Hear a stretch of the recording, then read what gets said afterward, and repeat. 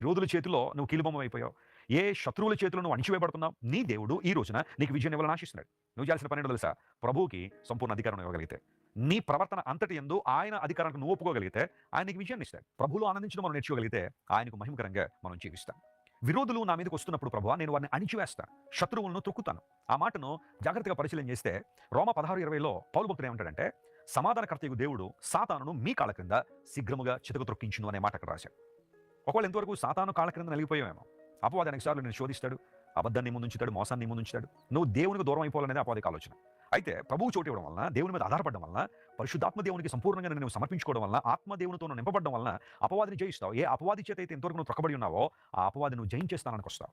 లోక సంబంధమైన విరోధులు కొన్నిసార్లు నీ శత్రువులు ఎన్నో పన్నాగములు, కుతంత్రాలు, మంత్రాలు, మాయలు ఇవన్నీ కూడా చేసి నేను అణగదొక్కాలని ప్రయత్నం చేస్తారేమో. ఆ వార్తలు నీ చెవిన పడినప్పుడు భయపడడం సహజమే. అయితే దేవుడు మాట్లాడుతున్నాడు, దేవుని బిడ్డ విను, ఆయన నీకు సహాయకర్తగా ఉన్నాడు. నీకు